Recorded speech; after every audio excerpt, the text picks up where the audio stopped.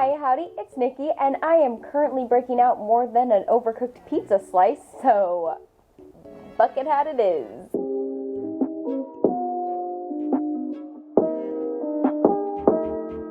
Yes, hello guys, it is Nikki, and it is officially spooky season. Well, it's actually probably turkey season by the time you're actually seeing this video, considering the backlog of videos I still have yet to even touch editing with. But if you are seeing this, hi, how you doing? How you doing? Anyways, today I thought we would finish off the spooky season, keep those spooky season vibes going with some of the most terrifying content out there. That, of course, being Shane Dawson's terrifying comeback to the internet. Was that a sentence? I don't know. Let's get into this. I'm in the mood. I'm ready for some spooks. I'm ready for some dukes. I'm ready for some pooks. I don't know. Since Shane Dawson has officially made his comeback with his horror slash vlog slash Animal Crossing series. So I just went to my little Animal Crossing world and it was dark.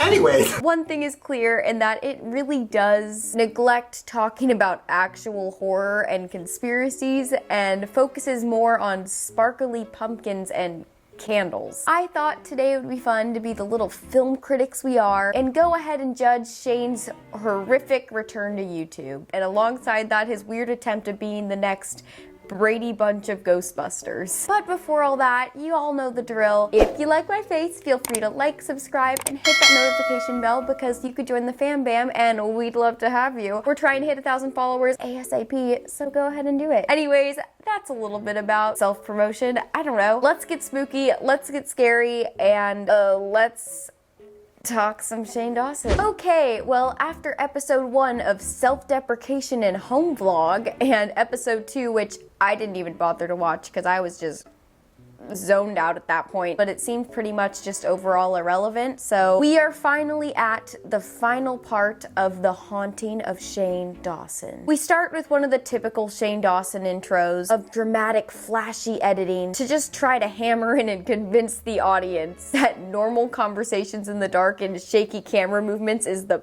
pinnacle of horror. Too late to back out. Okay. Shane, what? Do you really think something bad's gonna happen? Well, I don't want to freak everyone out. Like, I'm sorry, but without the bare bones iMovie editing, I doubt any of y'all would be scared by Ryland and Morgan making no remarks about being in the middle of nowhere. No, this is like out there. Also, I swear to God, if any more loud ass, annoying ass tubas are blown, I may go deaf, which honestly might not be a bad thing considering I still have an hour and 16 minutes of this to go. What the? Oh my god! At least the tone of this one is staying more in the horror realm, with them kind of going into explaining the outing, explaining going out to the bridge, explaining their grand plan, and not fantasizing over sunsets. Shane is, okay, like he's the only person that doesn't get like whacked from a sunset. From there, they start showing clips of these teens they found on the bridge that were like using a Ouija board and summoning Jesus, I don't know. And then they showed another person's content that is not Shane's of them using some actual ghost hunting equipment and it going berserk and it talking to them. And it showing its true colors shining through. True colors, and that's why I haunt you. Wow. Give me a record deal. Anyways, yeah, their equipment was going haywire. Ghost was really just communicating it up. Party in the USA, baby. And yeah, that's it. I gotta say, this content's about as interesting as when my parents would try to make me watch Ghost Hunters on Animal Channel. Animal Planet? Animal Channel, who is she? Ew. Well guys, it's darker now because my camera decided to die. On trend for us, but that's fine because that just gets us more into that spooky vibe, that spooky scenario. We're here, we're vibing, and we're getting spooky. Basically, what I was saying before is that just like the Ghostbusters of Animal Planet, for some personal reason, watching a little buzzing light flash on a monitor, like an annoying school fire drill while them saying, oh my god, it's talking to us, is just not an interesting show for me. Anyways, then we jump back into a clip of Shane and Ryland reacting to a supposedly terrifying clip they get later on in the series, with Chris really trying to be Andrew so much he should honestly win the Overachiever Kiss My Ass award. There was no teenagers there. Everybody left. No cars. I know you guys have done this a lot, so this isn't like that crazy to you. I'm like crying and shaking. But what is truly the scariest thing of this whole series is just the pure lack of continuity. Since we stay in this little segment alone for 20 seconds before cutting to 6 hours earlier. Anyways, 6 hours earlier, we start off just on like a really weird and like unsettling vibe. Not that that isn't this whole series. They start packing up their G-Wagon and getting ready to visit their good old friend Casper. And yes, I say Casper, because for how serious and terrified they act in the future, because it seems like they're prepping the little ghost friend to go on a family road trip for ice cream and camping before they go and tell him that parents are getting divorced next month. Just ready to do some ghost hunting? We're ready. It got so dark in a short time. It just feels like it's shifted into this energy of more of like a family Hallmark road trip movie rather than a paranormal activity moment. And then it goes into lots of weird clips of the whole mystery gang talking a whole lot about Chick-fil-A What? You can't go to Chick-fil-A? Yeah, you're not allowed to say that. Cancel.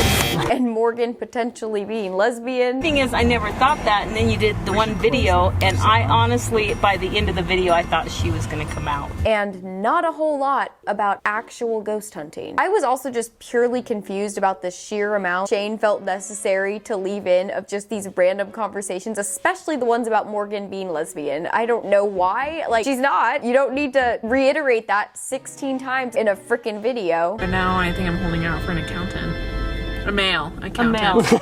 I mean, we are less than 10 minutes in. I have seen more of Ryland's mom than I will of any ghosts in this whole series. Then they arrive at Morgan's house and they really start ghost hyping it up, commenting on how the house is in the suburbs of Colorado and that it is, in fact, dark. It's so dark. They find some weird crosses in the trees, which I do gotta say that is a little bit weird, but it could just be, I don't know, Jesus lovers, a weirdo in Colorado. Like, choice is yours. I don't think ghosts are making arts and crafts in their free time. But definitely the weirdest thing they found were the Jesus playing cards under tiles in their house. So I would say that's less of a ghost energy and more of like a creepy psycho that probably was living there before. Oh, what? It's a prayer. Oh, so they're like blessing the house with it. Yeah. From there, we get some more ghost hunting tips from the random YouTuber Shane decided to exploit, and he is just really trying to sell the fact that Morgan lives in the Conjuring universe. But honestly, the most unsettling and terrifying thing I've seen so far is just the pure unorganized mess that is completely triggering my OCD. We go into some weird folk music over news reports of the haunted bridge of Colorado. That is supposedly the whole point of this series, yet we are on episode 3 and we are just getting to introducing it, so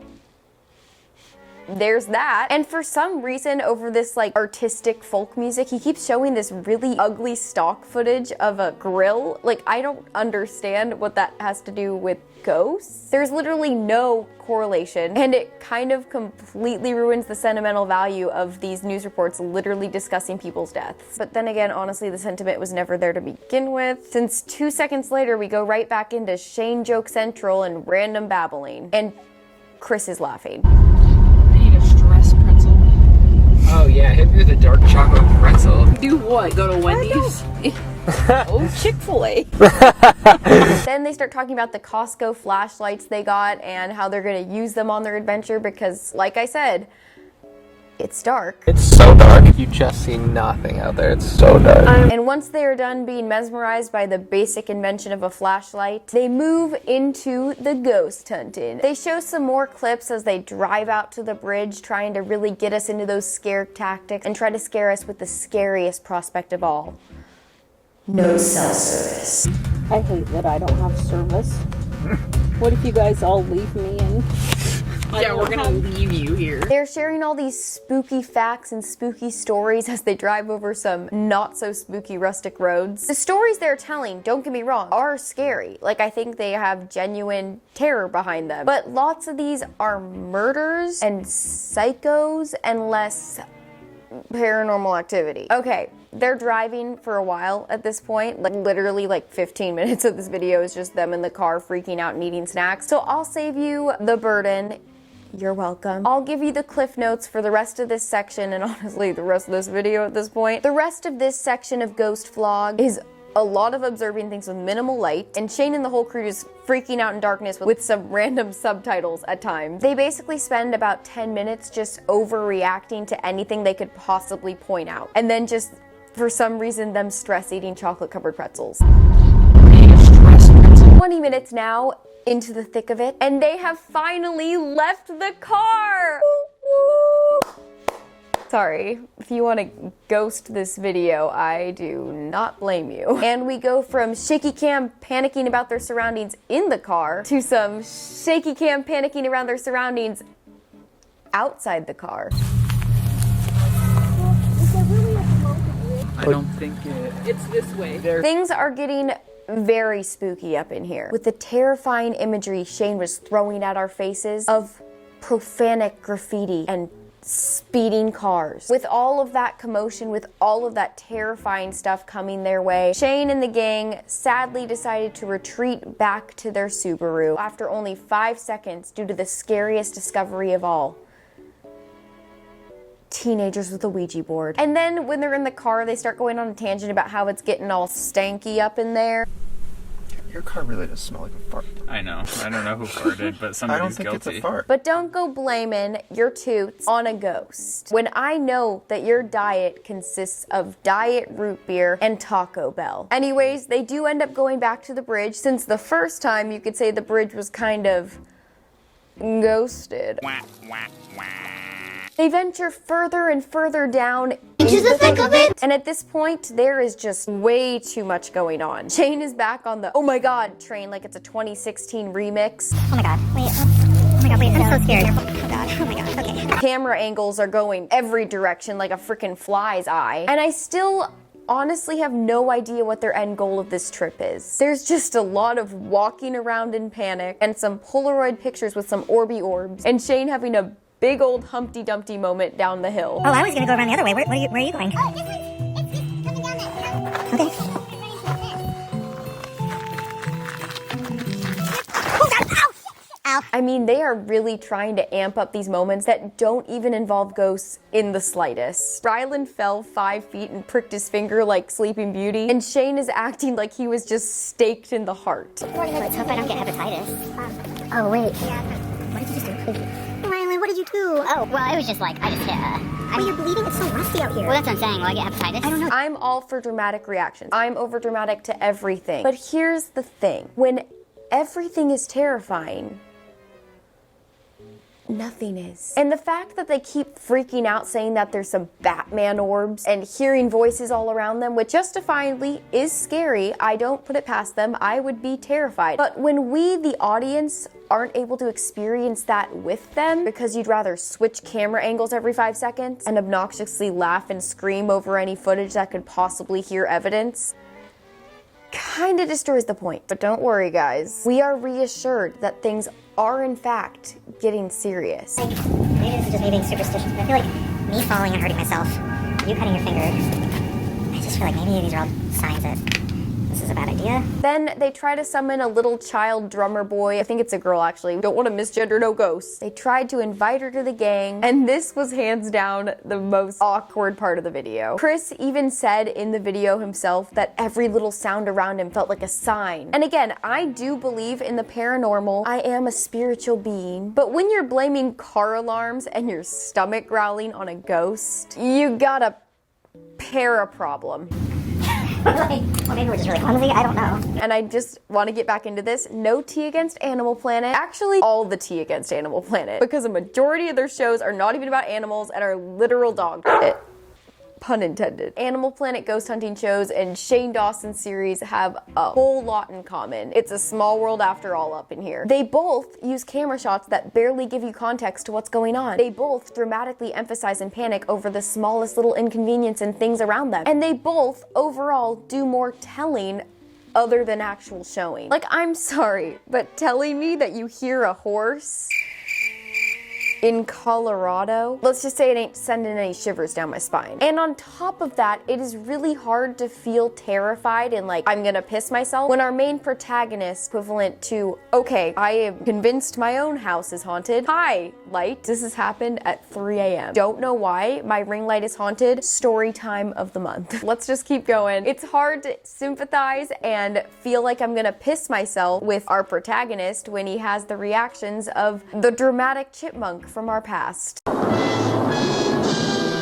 3/4 into the video, and we finally get some possible proof that there is an actual ghost on the premises, with them hearing a little girl's scream in the distance, which I'm still not sure is a scream. I'm not being a skeptic, I just like literally didn't think it was a scream when I heard it. I legitimately just thought it was one of Chris's crazy lens flips that he does every 5 seconds when he's recording them. It sounds like a horse. You heard that, right? Oh my god. And then from there, they freak out. They're like, we're going back to the car. We can't take it anymore. That was too scary. That lens flare. Whew. And they discover a random clown painting out of nowhere, which they swore was not there prior. What? Oh. That was not there. I would have noticed that 1,000,000%. Wait, I don't like this. This isn't funny. Which, you know, we wouldn't be able to tell since half the footage we've seen is literally just darkness and road. It's their word against ours. And I'm sorry, but I'm calling BS right here. As much as I believe that spirits can attach themselves to things, they can't literally Vincent van Gogh a creepy clown painting while you guys are on your little ghost hijinks run. Again, I don't think ghosts are just doing arts and crafts in their free time. I don't think that's what Satan does for fun. I'm not saying there's no demon attached to it. I'm just saying is the reason they maybe didn't see it before is less that the demon was still having their arts and crafts hour and wasn't done with it yet, and was more because they were focused on the wonderful world of their flashlights when they got there rather than actual ghost hunting. The rest of the 15 minutes from here is pretty anticlimactic, like most of this series at this point. It's them freaking out over the footage of the single second of that little girl screaming, or Chris's lens flares. And then Ryland's mom being like, well, maybe I did see something out there. I might have actually saw a little girl now that you mentioned that that's something that everyone sees out there. And then 5 minutes of blurry camera work being used as ghost fuel to fuel their story and be as proof that Shane is always followed by ghosts. Which again, I'm not saying he's not. I'm not saying he is. I'm not in Mystery Incorporated. I'm not a Ghostbuster. I'm just an idiot on the internet. And my cookies are done. I'll be right back. Okay, cookies are out of the oven. Let's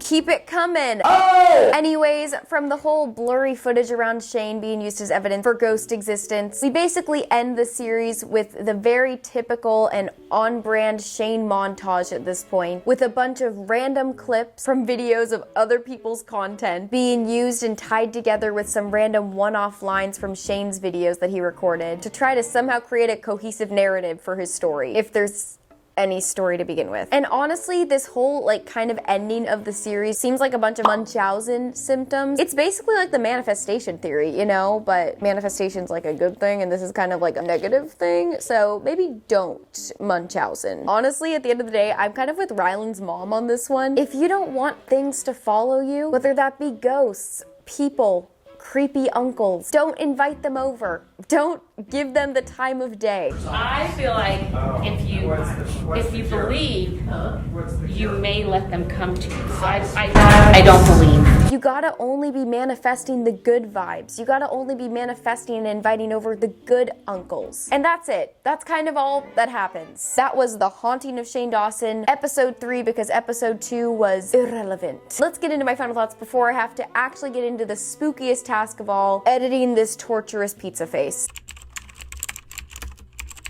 Well, if you couldn't tell already from kind of what I've already said throughout this whole video, I'm not really leaving this documentary shaking in my boots. I think at the end of the day, this whole series just lacked direction, which is ironic considering that is the path that Shane is wanting to pursue. If Shane were to just cut the crap from the get-go, get rid of the random vlog filler every 5 seconds, sparkly pumpkins, Dolan twin candles, the whole thing would have been significantly elevated. And along with that, considering this is his literal comeback, I don't understand why he didn't go all out with this process. They showed clips of other people going out there with ghost hunting materials like monitors and things that pick up energies and stuff like that. They could have even asked a ghost hunter to go out with them and hunt who knows what the they're doing. There are so many out there, but no, they decided to just go out there with some Costco flashlights and the will of God on their side. Set yourself up for a content quality that does not depend on other YouTubers' clips of going on the bridge and having experiences that you didn't experience yourself. Especially with Shane supposedly pursuing a more horror and conspiracy type career on YouTube now, I don't get why you wouldn't invest in better technology, better equipment. At the end of the day, I think again, this was just not a highly planned or edited series to begin with. I think it was very last minute, very by the seat of his ass. And even already with this comeback and how anticipated it was, I'm seeing that Shane is not getting the level of praise that he used to be getting. Yes, all 3 parts of this series were still getting over 1 million views each and all did end up on the trending page, but compared to his past series that were getting anywhere from 10 to 40 million views per video, this is a massive decrease in his content. At this point, I am honestly more indifferent to Shane and what he does with his life at this point. I really could care less. I am just watching on the side and seeing how it plays out. But one thing is for sure before my camera literally dies because it is blinking red. These Dramageddon dramas have truly shaken the stability for everyone involved in them, whether that be Jeffrey, James, Tati, Shane. We are seeing it in their views. We are seeing it in a drop in attendance to their products. We shall see what happens, but this has been Shane Dawson's comeback.